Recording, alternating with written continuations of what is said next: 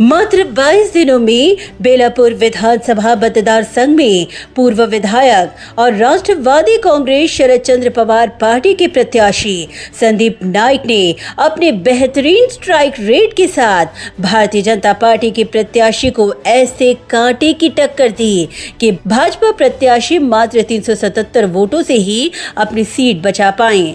वहीं संदीप नाइक ने इस विधानसभा चुनाव में 91,475 मतों के साथ अपना दबदबा दिखाया और साबित कर दिखाया कि इस चुनाव में जनता का मैंडेट संदीप नाइक की तरफ था और वही जनता के मन के विधायक के तौर पर साबित हुए हैं।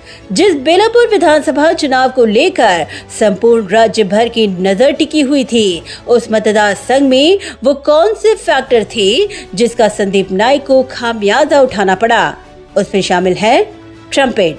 इस विधानसभा चुनाव में तुतारी और ट्रम्पेट चुनाव चिन्ह के बीच मतदाताओं में संभ्रम की स्थिति के चलते निर्दलीय उम्मीदवार प्रफुल्ल मात्रे को 2,860 मत पड़े, जिसका खामियाजा संदीप नाइक को हुआ।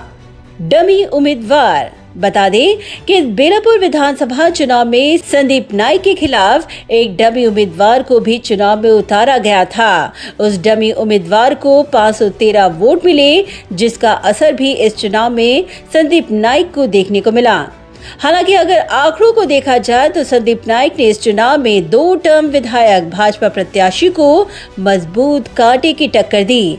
188 बूथों में बढ़त। बता दें कि बेलापुर विधानसभा चुनाव में कुल 380 बूथों में से 188 बूथों में संदीप नाइक को लीड मिली, जबकि भाजपा 189 में आगे रही, जिसने इस बात को साबित कर दिया कि जनता का मैंडेट संदीप नाइक की तरफ ही था।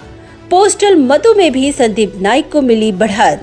बता दें कि पोस्टल मतों में भी संदीप नाइक ने अपनी बढ़त बरकरार रखी। उन्हें 461 पोस्टल मत प्राप्त हुए, वहीं भाजपा को 423 मतों पर संतोष करना पड़ा। इस चुनाव में संदीप नाइक को नील से बढ़त दिलाने वाले पूर्व नगर सेवक सूरज पाटिल ने कहा कि संदीप नाइक को 91,000 से भी अधिक मत देकर इस बात की पुष्टि हुई है कि जनता ने उन्हें स्वीकारा है और उन्हें अपना मैंडेट दिया है और वही आम जनता के विधायक हैं। जनतेच्या मनातील आमदार आणि सर्वसामान्यांचा आमदार म्हणून संदीप नाईकांना बेलापूर विधानसभेने स्वीकारले। बेलापूर मधील सर्व जनतेने संदीप नाईकांवर 91,000 पेक्षा जास्त मतांचा आशीर्वाद देऊन खऱ्या अर्थाने त्यांना आपला आमदार म्हणून निवडले। हार जीत हा जरी इलेक्शन डिपार्टमेंटचा सर्टिफिकेशनचा भाग असला, परंतु एका बाजूला 10 वर्ष आमदार असलेली व्यक्ती आणि विकासाच्या मोठमोठ्या गोष्टी दाखवून इमले दाखवून एका बाजूला बेलापूरचा विकास मी केला असं सांगणारी व्यक्ती एका बाजूला आणि दुसऱ्या बाजूला हा युवा ज्यानं खऱ्या अर्थाने सगळ्यांचे मन जिंकलं। अख्ख्या महाराष्ट्रात भाजपाची लाट जी दिसली, भल्या भल्यांचा जिथं पराभव झाला। मला अभिमान आहे माझ्या नेत्याचा की 377 मतांची झुंज ही हार नाही, पलीकडच्याही माहीत आहे।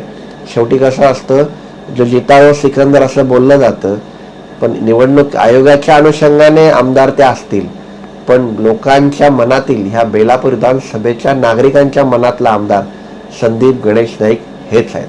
100% हे त्यांनाही स्वतःला माहीत आहे। त्यांच्या सर्व कार्यकर्त्यांच्या आणि सहकाऱ्यांच्या चर्चेमधून रिझल्टच्याच दिवशी त्यांनी मान्य केलं की ही जीत आमची नाही। एका बाजूला ह्याच नोव्हेंबरमध्ये 90,000 पेक्षा जास्त मताधिक्य घेऊन एक व्यक्ती आमदार बनतो आणि एका बाजूला अवघ्या 377 मतांच्या म्हणजे शेवटच्या फेरीच्या लढाईत तो अंतिमतः विजयाच्या दिशेने जातो, तर ही ती जीत नाही, हा कसल्याच प्रकारचा विजय नाही। आणि ह्याचं जे काय मनातलं शल्य लोकांच्या कडून नाकारता आमदार होता, नाकारता आमदार म्हणजे ज्याने फक्त मोठमोठ्या गोष्टी केल्या, विकासाचं काही त्याला घेणदेण नाही। नविंबेकरांचं पाणी पावलं गेलं तरी हा आमदार गप्प राहिला, नविंबेकरांचा फंड गेला तरी हा आमदार गप्प राहिला. कोविडमध्ये आमदार कुठंच दिसला नाही. आणि अशा सगळ्या गोष्टींचा म्हणजे युवांसाठी बेरोजगार युवकांसाठी कधी हा आमदार कधी लढलाच नाही.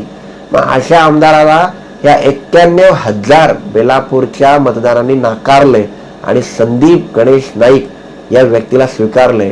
त्यामुळे निश्चित संदीप नाईकांनी यापुढे जनतेतल्या मनातला आमदार म्हणून लोकसेवेत कार्यरत राहावं.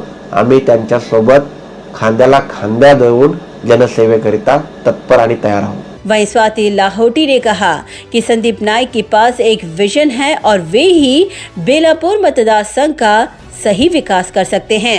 23 तारीख को जो इलेक्शन के रिजल्ट्स आए बहुत ही नैरो मार्जिन से यानी सिर्फ 377 के मार्जिन से अपने संदीप नाइक जी इस इलेक्शन को नहीं जीत पाए. लूज़ करे मैं ऐसा बोलूँगी नहीं, क्योंकि जो उनका मैंने उस दिन भी उनसे मिली तो जो उनका जज्बा है मैंने देखा ऐसे इंसान कभी हारता ही नहीं. वो पहले भी नवी मुंबई के लिए काम करने में लगे थे और आगे भी लगे रहेंगे. और अब देखिए दूसरे पक्ष के साथ स्टेट मशीनरी पूरा पार्टी का महकमा लगा हुआ है.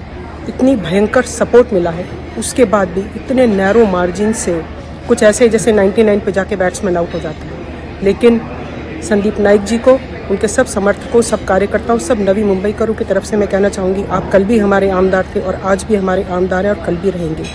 कारण उनके पास नवी मुंबई के तरक्की के काम करने की विरासत भी है और उनके पास विजन भी है.